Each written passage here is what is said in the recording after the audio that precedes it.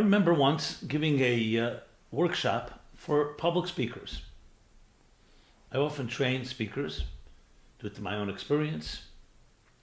And the key focus is always not to make them speak like you do, but to help them find their style, to be comfortable and confident in their own approach and communicate effectively. So it's a combination of very different types of people. And I said to them, let's begin with a short question. If you have 30 minutes with an audience that has never met you before, and obviously you want to establish and develop a relationship with them, what would you say to them in those 30 minutes? I don't mean exact message. I mean, say, what do you want to get over? What do you want to get across to them?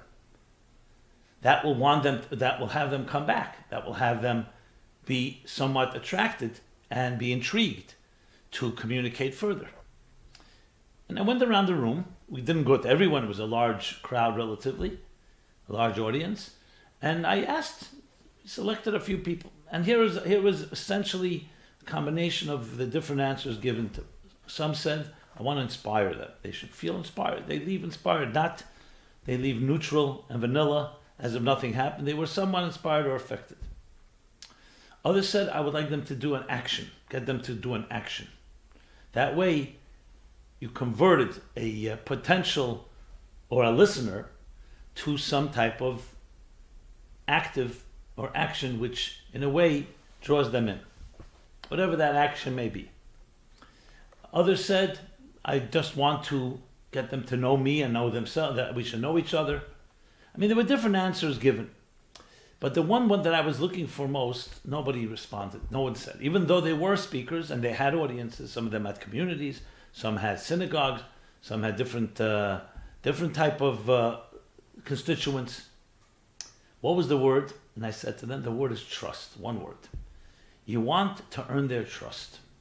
Because when you earn their trust, then there's a connection made. Now, you can't buy trust. You can't manipulate it. Maybe you can fool some of the people some of the time, but you can't fool all the people all the time. And in general, especially with the crowd, one-on-one, if you're a very good manipulator, which I don't even want to go there, perhaps you can manipulate someone. But generally with more people, and there's intelligent people, and different types and diverse, it's more difficult. And of course, we're not looking here to fool anyone or manipulate anyone. So trust is something that you cannot ask for. You can't trust me. It has to be earned. So of course the follow-up question, fine, great, trust. So they go away after 30 minutes. If there's trust, they'll give you the benefit of the doubt. If there's no trust, as brilliant as you are, they won't. If there is trust, it doesn't matter how brilliant you are. Oh, I should have mentioned, one person actually said to blow them away intellectually, to really show them something that they never heard before. So of course the follow-up question is, how do you gain trust? How do you earn trust? And therein lies the heart of the art of communication, the heart and art of connection and communication. And remember the word, it's not just communication, connection. That's what's going on here, connection. Communication, yes, you can communicate real estate tips, or how to cook, or how to invest, or other types of, or give them information, data about whatever it may be, scientific data. That's not necessarily a connection, that's a communication. Connection is a bond, something intimate. And the real powerful communicators create intimacy between themselves and whoever is they're communicating. And that can be one-on-one, and it can be one in an audience. So how do you do that? Several elements. And let's begin with the ingredients, and we'll develop this further. First is they have to feel that you're like them. Someone that speaks from a pedestal or an ivory tower, you feel they may have something to say, they may be intriguing, but if you don't feel that person is like you, that they cry like you do, that they laugh like you do, that they share similar concerns, they care about the same things, you haven't a connection. So personalization is vital. You're not just talking academic, abstract ideas. There's a connection being made by seeing and identifying. Empathy takes it even further, a sense of empathy. That you have empathy as the speaker, as the communicator, and the one that's listening senses your empathy. I once heard an expression, I'm not sure who coined it, but it's a beautiful, powerful line. It says, "No, people don't care how much you know until they know how much you care." If there's a sense of care, So this goes beyond, not just that they identify that, they see, oh, you have a life similar to mine, but they see you care about the human condition, about human suffering and pain, sensitive to matters like that. A person who cares, then they want to hear what you have to say. If you just know a lot and you're sharing how brilliant you are, as I said, people don't care how much you know until they know how much you care. So that goes a long way. Now you may think, what does that have to do with communication? That's an emotional connection and so on. Well, even communication with strangers, even if you're just giving a lecture, it's necessary. Definitely in a relationship, whether it's spouses or, as I said, with children or families and more internal connections. Because often that too sometimes loses a human touch. Simply giving time, listening to someone, giving time and hearing their concerns, even if you say nothing, is unbelievably valuable because you're giving attention, you're giving them the dignity that they matter and they're valuable enough, and a validation, even if you don't say a word. Can you imagine? And of course, if you're speaking, and I'm talking here about all levels of communication, and you're speaking, obviously you have to say something, but that's words are dripping out of your mouth that have that warmth, that have that empathy, that have that sensitivity and care. That doesn't mean you need solution for all problems. It means, however, you're there with you. I'm here with you. It's like saying the message, I am in it with you. Convey that, even in 10 minutes, in 5 minutes, a half hour, and I'm not going to say you win over everybody, but you're far, far more ahead than if you said great ideas. I'm in it with you. You're in it with me. We need each other. Now, let's step back a bit. I know I went right into tips, but this is what this is about. Approach and tips, but obviously it goes a little further. The question is, some people say, I can't bring myself that way. I mean, I could try to fake it. I can't bring myself to that. Well, that goes down to how do we emote. Unfortunately, as we grow into adults, we become sometimes perhaps intellectually intelligent and not so emotionally intelligent. What that means is that we hide behind our defense mechanisms, we have our armor, we have our walls, and it's often for good reason, because we've been hurt, or we feel that we could be hurt. So we don't want to show that vulnerability. So we put up our defenses. Sometimes they're more sophisticated, so people can't tell. But when you communicate with someone, and your defenses are up, and there's no vulnerability at all, then it goes two ways. You can't just be giving and expect people to receive. If there's a wall, that wall is going to work both ways. It's going to block you from really expressing yourself, and it's going to block people from really hearing you. I should qualify, I'm not talking about cooking or real estate tips. There you may not need to have vulnerability. You may not need to be present quite that way. They're coming and perhaps paying you even to hear your expertise in whatever area it is. But when we're talking about communication of the sort that creates connection, where you want to create a relationship one way or another, then it's absolutely imperative that this element is in there. So because we have not developed emotional intelligence, even with ourselves, it becomes increasingly difficult in communication. And you have to be ready to admit that. Admit it not in the form of confession or guilty or something of that nature. Admit it in order to be able to work on it. Not blame somebody else. Which brings me to the next point, that if you don't get through to someone, often it's you, not them. We usually gravitate to blaming them. They're not receptive, they're busy, they're distracted, they're callous, they're insensitive. A good communicator does not think that way. You always think about, what did I not say correctly to create the right connection, to engender the appropriate trust. And this isn't about self-blaming, it's about digging deeper into that part of you. Going back to the expression of care, a beautiful statement in the book of Proverbs. It says, "Kamayim aponim leponim kein leva adam l'adam." As the face is reflected in water. You look into a water, you see a face is reflected back to a face. So too one heart is reflected in another heart. Which means when you bring yourself and you emote properly with sensitivity and empathy, there's always going to be a reciprocal response. Not always exactly on the same level, but there's reciprocity. You can't expect a heart to respond to heart unless you bring your heart there. Another expression used for that, one of my favorites, is words from the heart enter the heart. A great middle age, around 1,000 years ago, 900 years ago, sage Rabbeinu Tam coined that. Words from the heart enter the heart, which of course implies that words from the mouth or from the mind enter one ear and go out the other. They may go into the mind, but they're not going to stick. Entering the heart requires heart. Today we have the concept of mirror neurons, which has been proven. The classic example is that when you see someone, for example, God forbid, about to close a door on their finger, and they don't notice, you'll cringe as if it's closing on your own finger. Because you're identifying and empathizing, your neurons are mirroring their neurons. Because why would you have that cringe? Because you're immediately identifying with that situation, that scenario. Now, of course, there's positive examples as well. It's essentially that, but see something going on that's deeper than just the individual. And you're touching it when you communicate in that connective and intimate fashion. Now let's take this to a further level, to a deeper level. I have talked about this, you may be familiar with this, something I did that I don't think you'll find a handful of people on earth that do the same. And I'm not saying to toot my horn, it's just a reality, a technological reality. And that is, for hours upon hours, years ago, in my case it was approximately the year 1976 through 1992.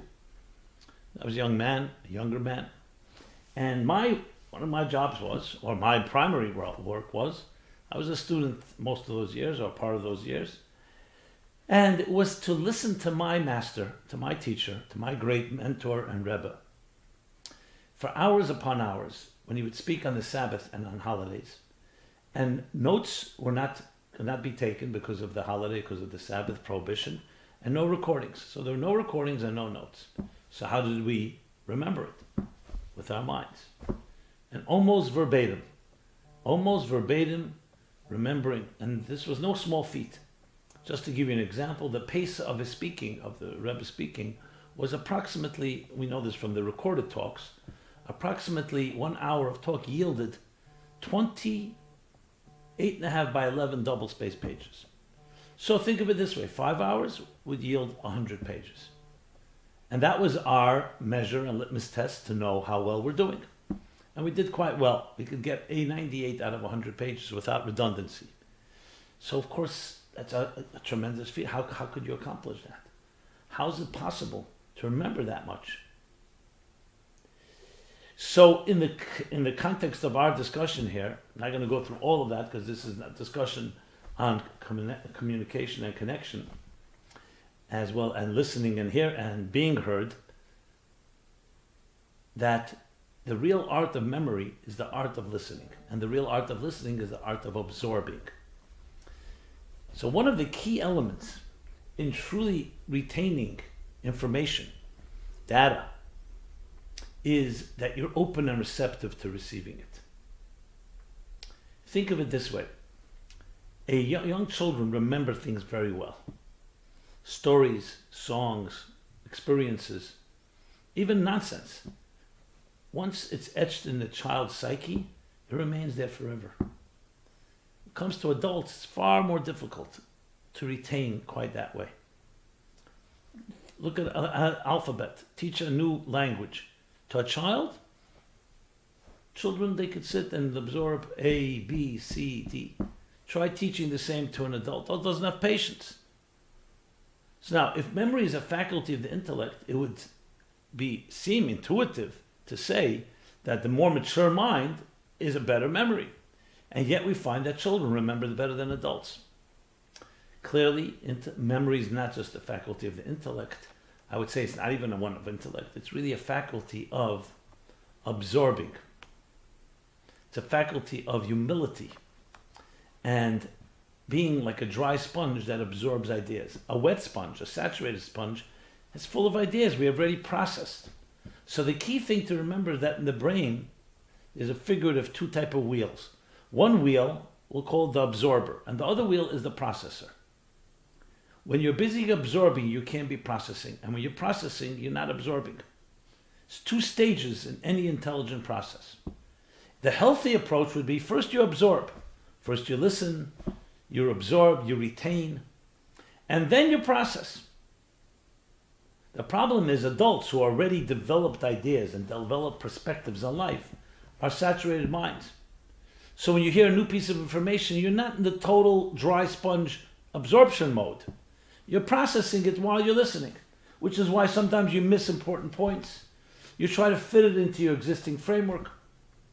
So the key to truly remembering and retaining and absorbing was to shut off the processor as much as possible. Not to try to analyze or understand or connect it to other ideas and put it into some context, but just to listen. To do that requires a tremendous respect of the one you're listening to. Because if you're processing, I know no one would consider that disrespect, but I could tell you as a speaker, you get up there, you speak.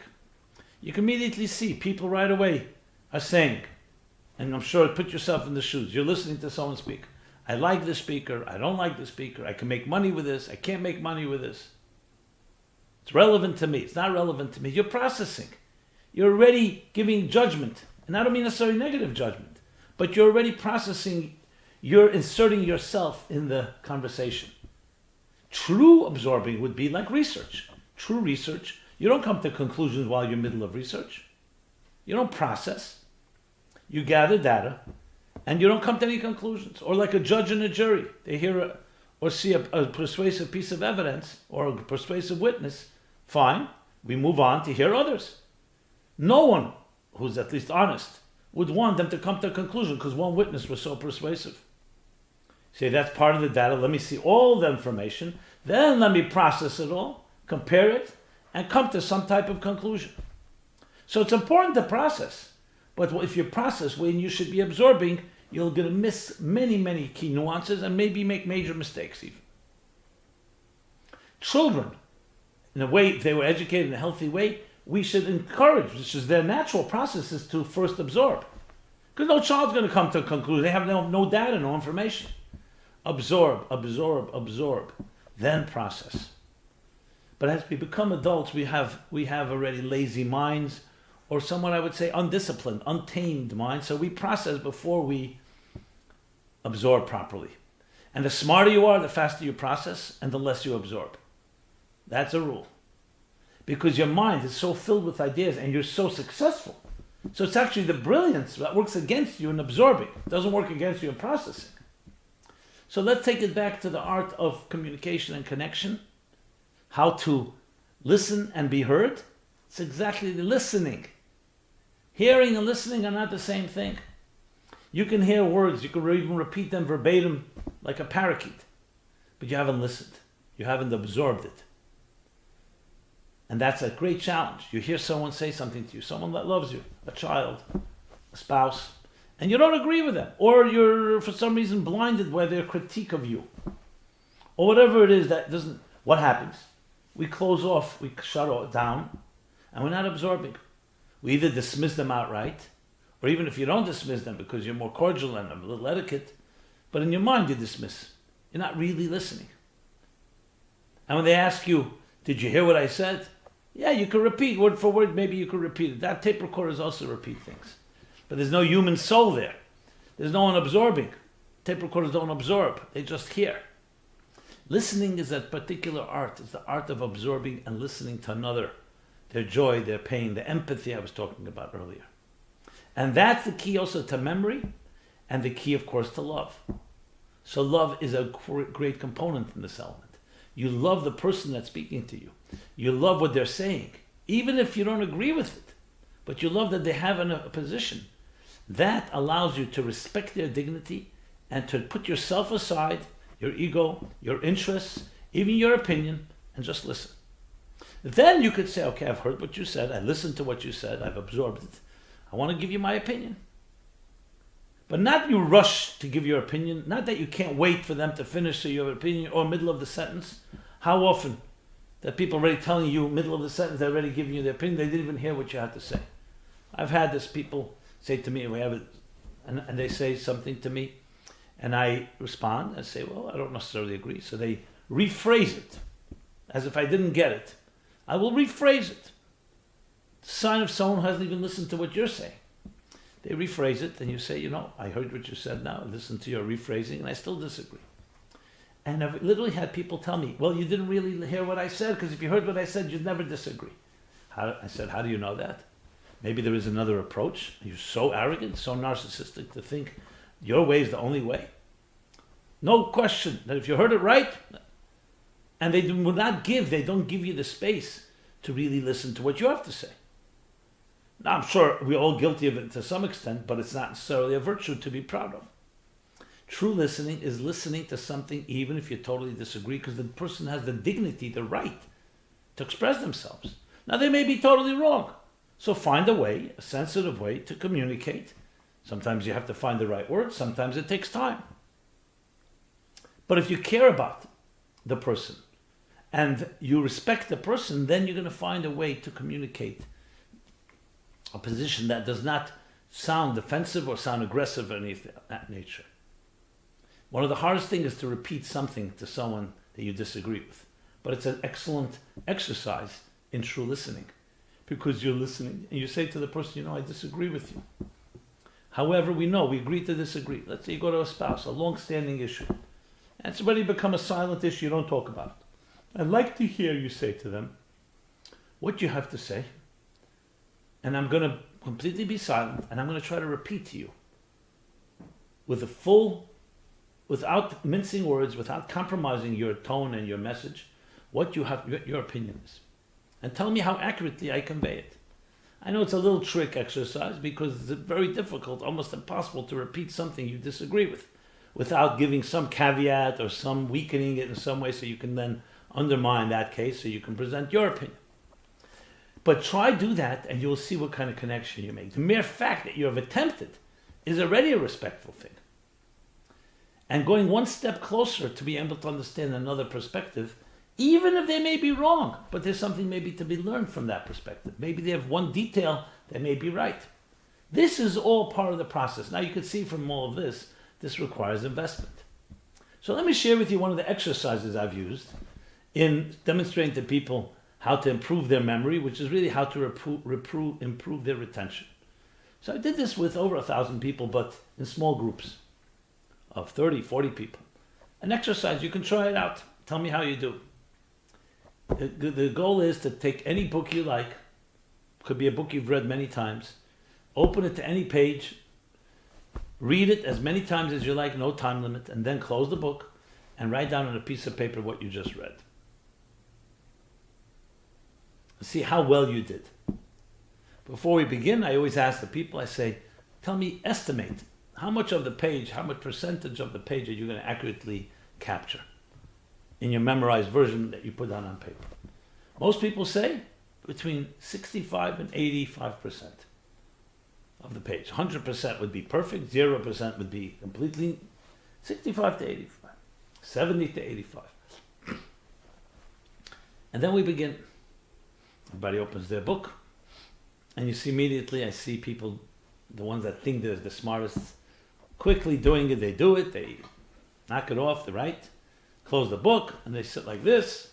Okay, well, proud. I'm waiting for the rest, the slow ones, to finish.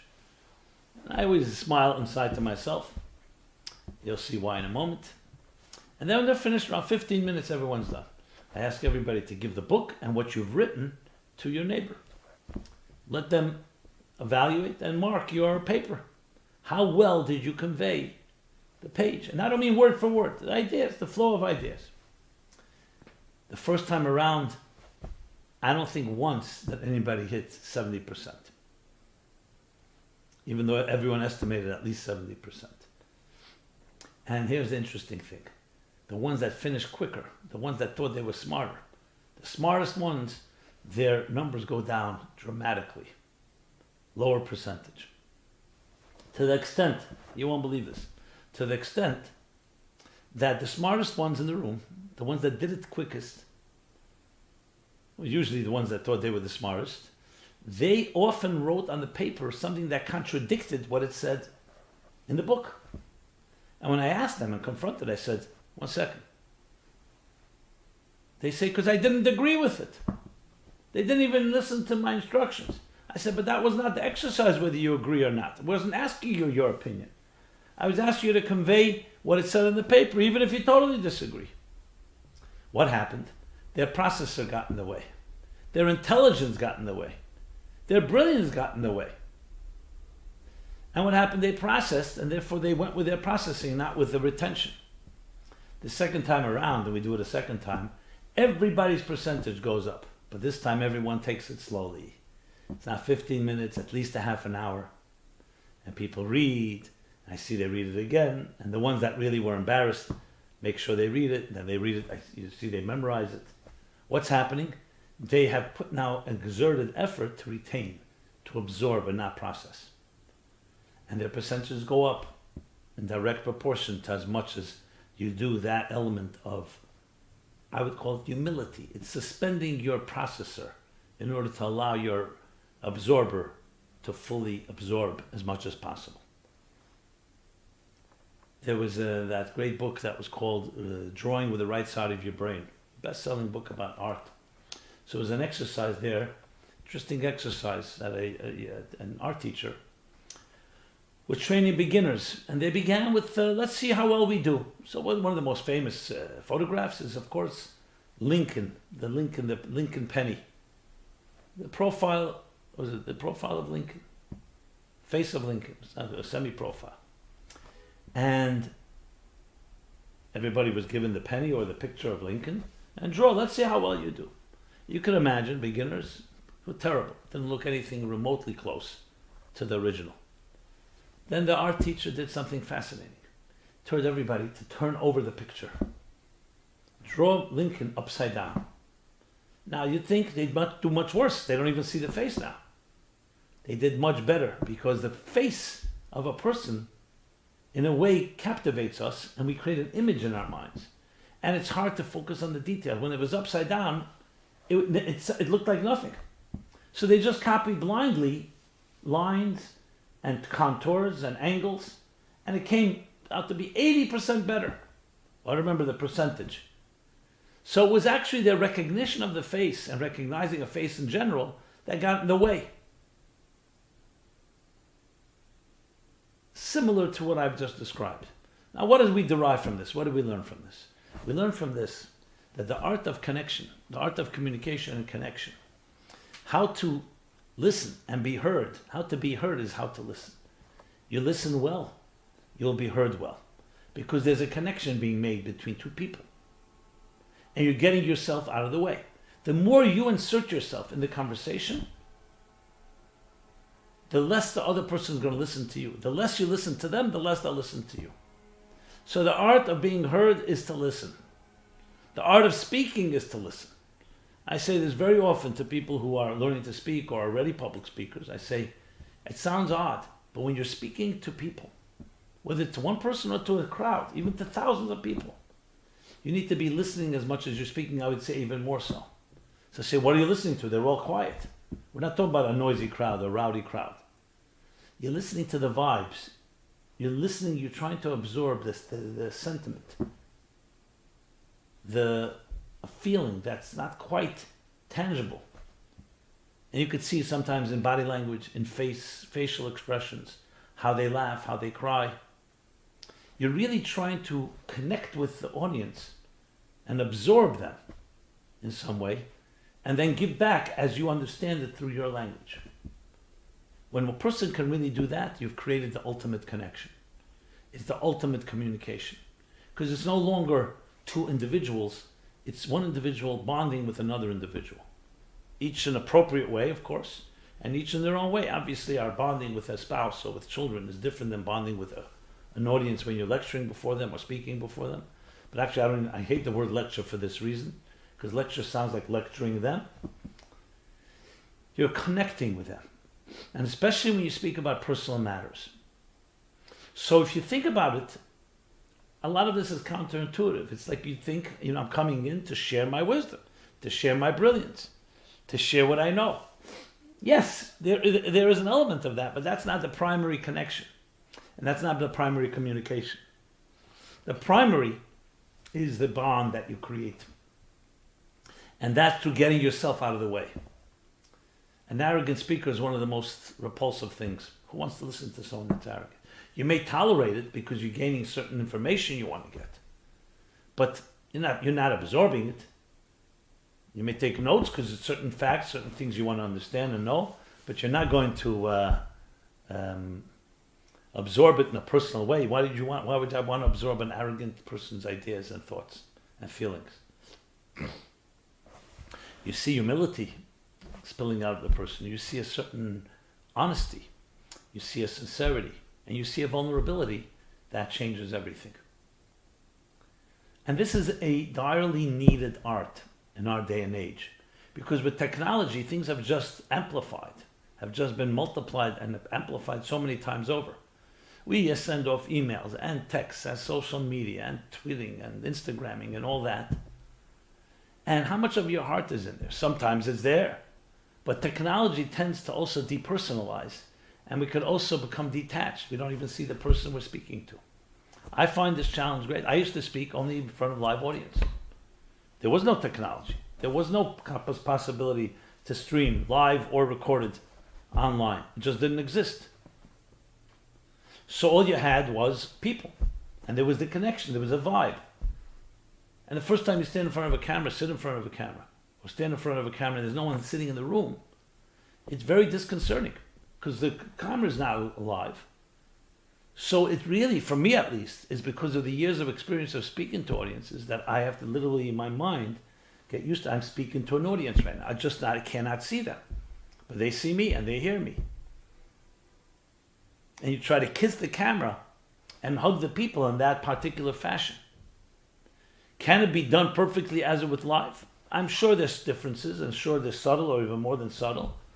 But because we have this gift of being able to stream and being able to reach so many more people through technology, can we convey the heart even though it's going through machines?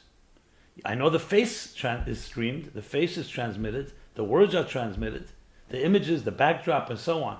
But can you speak? Can your heart be felt by another? And I believe yes. You may need to dig deeper. You may need to work harder because they don't see you in flesh and blood. I mean, an image of you, but not the real thing as it's happening. And it could be done. But technology definitely poses new challenges in this regard. But when you can master that and overcome that bridge, you're still an absorber. You're still absorbing. You're still listening. You're still offering empathy. You're still caring. And all that can be communicated even with technology. But those that are looking to protect themselves and looking for excuses and looking for ways to hide, oh, technology is excellent. You can hide behind technology. You can even create a false identity. False bravado. Completely a different type of personality. Second Life. I don't know if it still exists. There was a website, a very expensive website to buy in. Second Life. You can be a completely different person than you actually are, and with different types of friends and interests and so on. The dream life. But the great dream life is to be yourself. That's when it's real. To be comfortable with yourself, to be comfortable with communicating who you are, and being vulnerable so that way other people can also feel they can communicate with you. So it is, at the end of the day, a bonding experience. As I said, different measures for different needs. This doesn't mean every person you meet you need to be vulnerable with and open up your whole heart and soul. We need to have discretion for many different reasons. But we need to have that in our lives. And it's a healthy thing. Because it's part of the human being, the needs, the human condition, is to have that type of connection. That's how it is. And my friends, this is why in our lives we need to always remember that the art of communication and connection, there's that element of being able to bond in this profound way. And it's a tremendous exhilarating experience because not only do you learn from others as you absorb them, but you're also giving in a tremendous way. Your real you begins to emerge and begins to connect. And there's nothing more powerful when you have that type of synergy. So, at the end of the day, the art of communication, connection, how to listen and be heard, lies in all these elements, which can be summed up a certain humble attitude, some ability to recognize there's something more than you are, and you're ready to absorb realities and people that are beyond you. There's nothing more special than the dignity of a person's journey, of a person's soul and their journey. whatever they go through, always remember that. Because that is essentially the driving force. When you see people that way, here sits before you, or stands before you, a man or a woman with a dignified journey, and maybe a mysterious journey, one that you may not fully understand, but you fully respect and honor the divine dignity and the majesty and dignity of this divine journey, that allows you to look at them in a different way. That means they have something unique about them. There's something powerful, something you can learn from them. As a great statement in the Ethics of the Fathers, who is the wise person? Listen to the answer. It doesn't say the smartest one, the most brilliant one, the most educated one. Who is the wise person? Who is the chacham? Who is the wise one? The one who learns from every person. Which has a double meaning, that every person has something to teach and every person has something to learn. Who learns from every person. This teaches us that as much as we have, there's others, each one has their own unique contribution, and together we create a communion, we create a union of harmony within diversity. We're not talking about annihilating or invalidating or in any way suffocating another person's space. We're talking about respecting each other's and recognizing that we're all pieces of a larger whole. That idea that you need to be less for me to be more is based on such myopic thinking. I would say such narcissistic, selfish, and immature thinking. Nothing in existence is that way. Look at nature. Nature would destroy itself if every entity, of every fiber of existence, of every species would think that you're taking something away from me. Yes, I know we know the rule of survival of the fittest, but even that does not destroy species. That is quite actually keeping the balance of species. So I don't like that expression because it sounds like whoever's the strongest is going to win, everything else will disappear. It doesn't work that way. If all the prey would be destroyed, the predators would have nothing to eat. And if you look at it, you'll see those that the prey multiply in larger numbers, the prey that serves as prey. There's far more vegetation on Earth than there are any species of animals. There are far more smaller insects than there are larger ones. The ones that are consumed more, multiply more. And if they wouldn't be consumed, they could create devastation because they would destroy all resources, as we've seen in many different experiments and actually many different scenarios. So there's a symbiosis, as I mentioned, a give and take, a relationship, a constant give and take that complements each other. And that is also true in the human being. So we have to build that confidence to recognize and have people around us that help support and validate and give us the confidence and self-esteem of who you are, which allows you then to give the respect to another person for who they are, or he or she is. And then there's the give and take. And that's no matter who's doing the speaking, or who's doing the listening. Even if I'm speaking right now, I am listening, and I hope you're doing some speaking in your own way. And we join each other. But remember, absorption, processing. Absorb, process.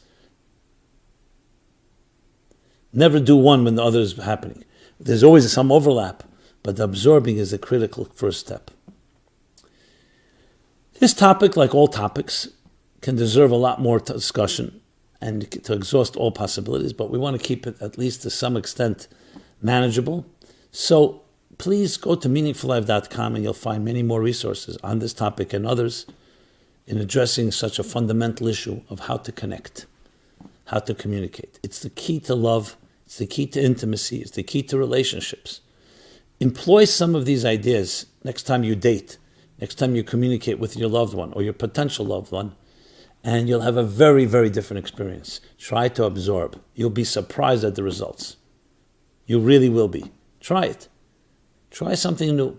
Don't be that smart. Don't be speaking like that joke they tell about the guy goes on a date. He talks about himself for 2 hours. He loves himself. He talks about everything he does, his accomplishments, his conquests. After 2 hours, he turns to her and says to this date and says, okay, enough about me. Now, what do you think about me? And now he gives her equal time. He thinks he's giving her space to talk about him. Of course, that's a joke, and that's not what we're looking for. It should be the other way around. Give her 2 hours to talk about herself. Absorb well. And let her ask you when she's ready to communicate. Obviously, I don't mean 2 hours. It should be a give and take. But I'll have the strength to be quiet, the strength of restraint, of discipline, of discretion. And you'll be surprised what comes in return. Those forces that we refrain, that we restrain, have such enormous power, much more than everything we give, because that brings out the best and the deepest in each of us and in each other. This has been Simon Jacobson, speaking about the art of communication and connection, how to listen and be heard. MeaningfulLife.com, www.meaningfullife.com is our site. Please share, like, communicate with us, connect with us, listen to us, and we will listen to you, or we listen to you and listen to us. I mean, in a beautiful way.